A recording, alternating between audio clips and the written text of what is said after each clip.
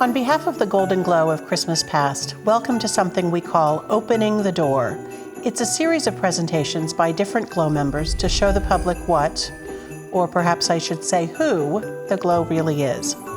Our guest today is Tom Jerman. The focus of Tom's collection is Santa Claus figurines, and he currently owns roughly 4,500. Tom also just published a book on the history of Santa Claus called Santa Claus Worldwide, A History of St. Nicholas and Other Holiday Gift Bringers. Tom, did you begin collecting as a child? My favorite Christmas memories as a child are baking cookies with my mother and shopping for Christmas trees with my father. My father was a perfectionist, and he insisted that we have absolutely the perfect Christmas tree at a time when it was hard to find a perfect Christmas tree.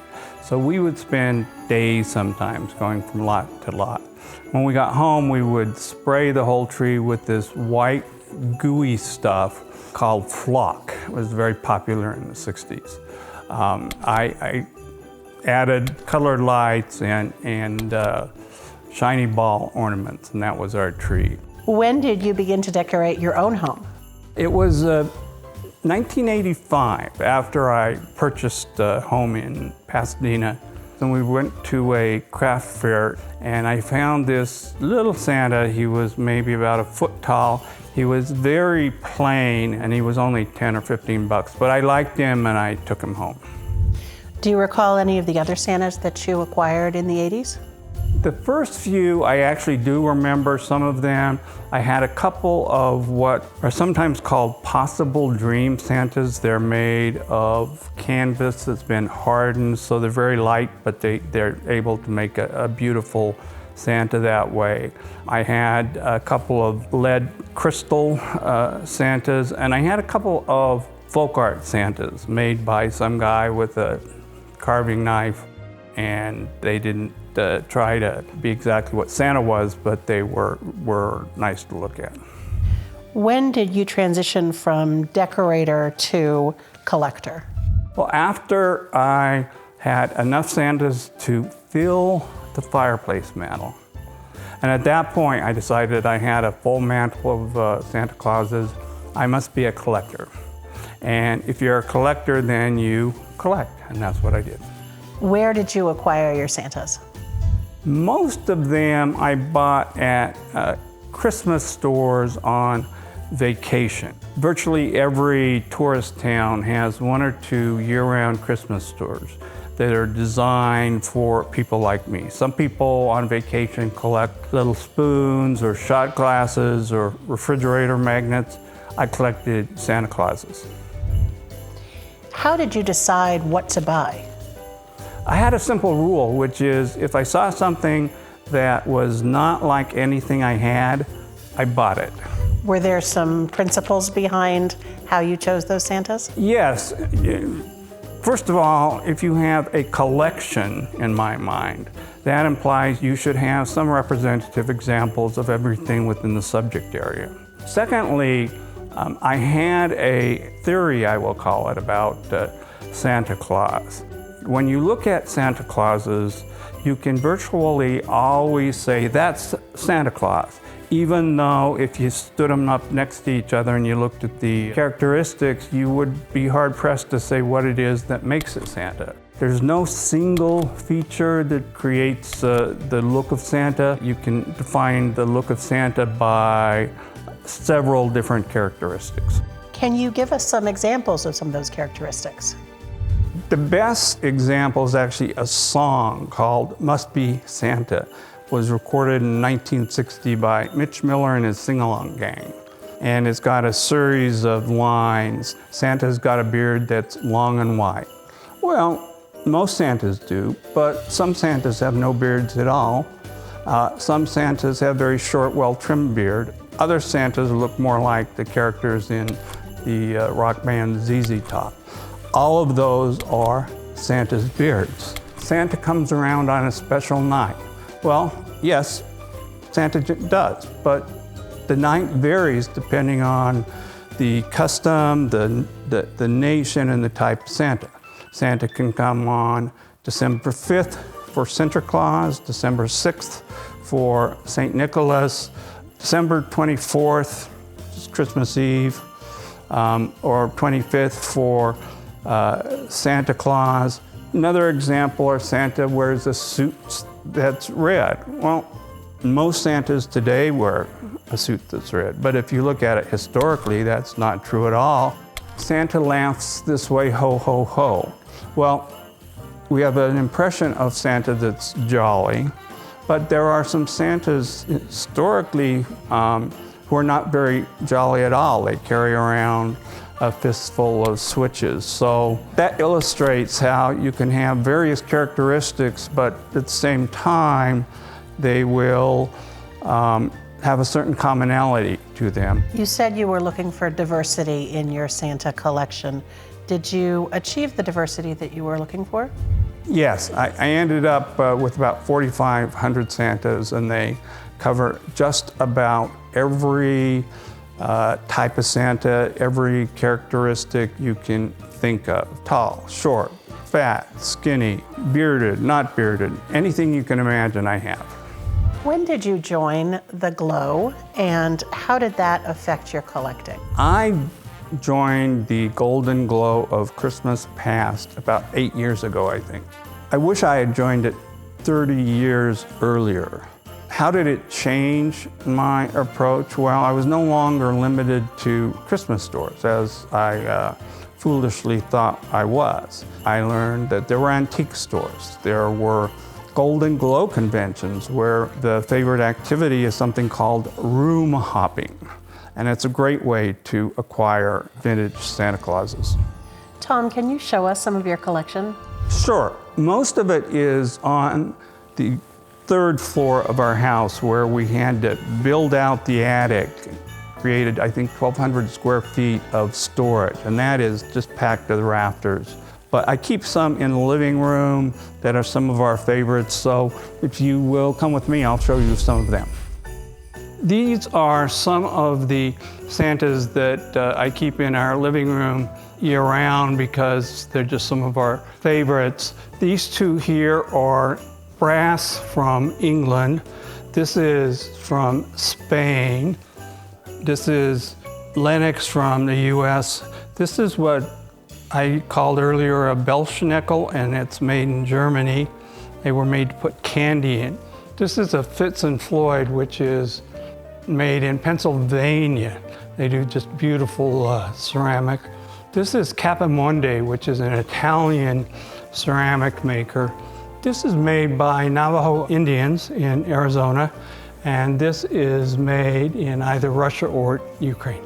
If you come over here, I'll show you the rest of that group I keep out all year long. Almost all of them are from Europe, though a couple of them are American. These two here were made by Fenton, an American glass manufacturer that unfortunately has gone out of business.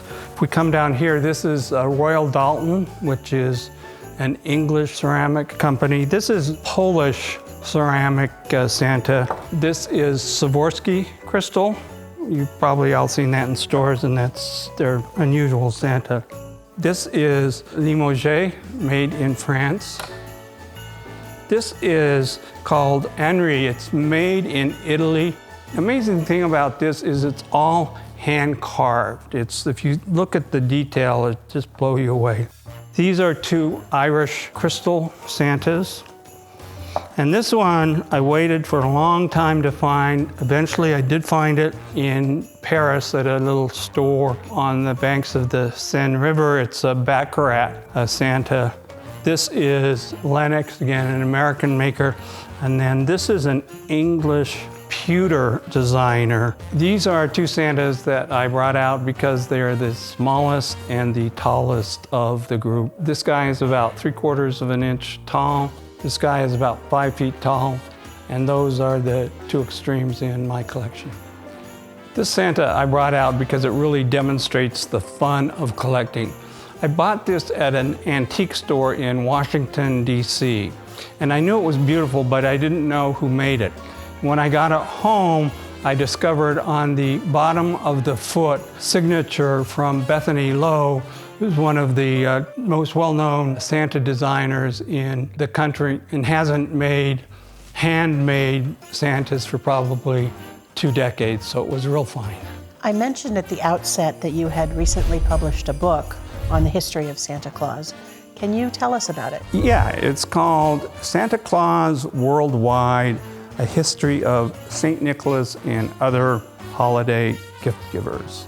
It starts in really prehistoric times and goes through pagan gods that had ceremonies, at least theoretically had ceremonies of the winter solstice. And then it begins after Christianity to describe the different types of Santas that developed all over the world. What prompted you to write it? Well, I started writing a book about collecting Santa Clauses. I had finished the first chapter, which was a history of Santa Claus that was supposed to be an introduction to the book. And it was about 250 or 300 pages long. That clearly wasn't going to work. So my editor and I decided we would just break it into 2, that we would finish and publish a book on the history of Santa, and then when I was done with that, we thought it would be easier to go back and write and market a book on collecting Santas. I noticed that the book is very carefully documented with detailed footnotes and citations to sources.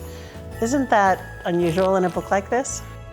Historians, and especially pop culture writers, tend not to document their sources. I spent 35 years as a lawyer, and a lawyer writing a brief for a court puts a citation after virtually every sentence. And so my view is, if you don't have the sentence there telling the reader where you got that information, then it's not really very good. So I went through and made sure it was thoroughly documented. Isn't it a little strange to be talking about the accuracy of the history of Santa when most people over the age of, let's say, 6 or 7 would probably tell you that Santa doesn't even exist? Now, if you ask me, does Santa exist, and we're looking at a bunch of Santa figurines, such as I had a few minutes ago, clearly those exist. Does some fat guy with a beard and a red suit come down the chimney? I would say probably not. Santa, in my mind, and really I define him in the book as the personification of Christmas, or the Christmas spirit. And that clearly exists just as much as the American flag personifies the United States. It represents our country, and Santa represents the festival of humanity, as it's called by some authors. In researching your book, did you find any errors in the existing history? First of all, it's conventional wisdom that Saint Nicholas was a 4th century bishop, and that he was the original Christmas gift giver. In fact, there were Christmas gift givers who were pagan gods, such as Odin or Berkta, before St. Nicholas ever got involved. Another inaccuracy promulgated in the 1950s by a Berkeley history professor, Charles W. Jones, and he wrote a history in which he ventured that Santa Claus was actually created by the author Washington Irving. That got published, and for the next 60 or 70 years, everybody who wrote about Santa copied what he said. But in fact, if you look carefully at what Professor Jones did, he was working with the wrong edition of the book. So he was off, but in 70 years, nobody seems to have noticed that, including some very distinguished history professors. Another inaccuracy that you'll find is the idea that Clement Clark Moore was the son of the president of Columbia College. And he wrote Night Before Christmas without a title, without any attribution, in 1822. A year before Moore wrote his poem, there was a print shop just yards literally from his winter home in southern Manhattan, that published a book called The Children's Friend. And The Children's Friend had the entire story with illustrations. The knowledge that this book existed, which once you have the book you can pretty clearly see that Moore copied it, was lost in history until the 1950s. The title of your book refers to St. Nicholas and other holiday gift bringers. Can you talk a little bit about some of those other holiday gift bringers? Going chronologically, we have the pagan gods. Saturn was the god who presided over Saturnalia. Yule in northern Europe. Scandinavia had a god, Thor, who rode a chariot through the sky, pulled for who knows why, by two goats. The goats became the gift givers in the Scandinavian countries until about the late 1800s, when the elves and the gnomes, known as Nisei and Tomten, got painted as Christmas figures. And you had Odin and Berchta were the pagan gods in northern Germany. Berchta would fly down the chimney into the home. She was the goddess of home and hearth, and she always had a broomstick with her. She would see whether the children were behaving, and if they were, she'd give them a gift or a coin, and if they were not, she would take out their intestines and stuff them with straw and pebbles and sew them back up. They were replaced by Christian figures, at least what they hoped would be Christian figures. St. Nicholas is essentially Odin with a bishop's robe on. Now, St. Nicholas always had an evil helper, or virtually always. These were basically satanic figures. They had animal parts like horns. They had Krampus in particular had a tongue that was about this long and all red. And his job was to be the disciplinarian.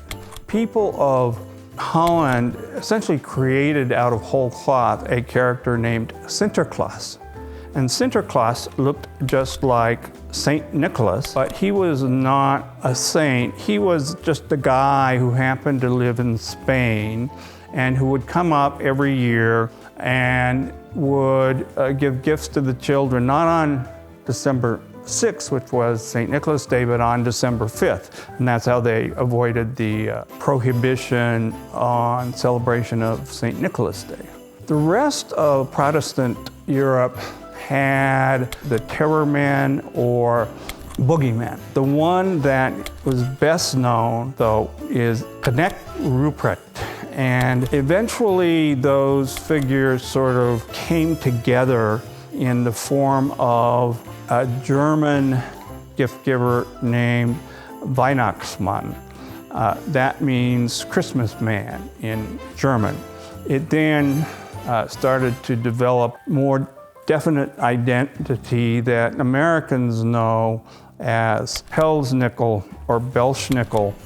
Belschnickel actually immigrated to Pennsylvania along with Christkindl. That meant the Christ child, and the original idea was that all good things come from Christ, and so at Christmas time gifts would be delivered by the Christ child. Someone figured out pretty quickly that using an infant didn't work as a delivery system, so they recreated as the representative of Christ on earth Christkindl, and she was a person in a long white dress and a wreath that went around with candles coming out of the wreath.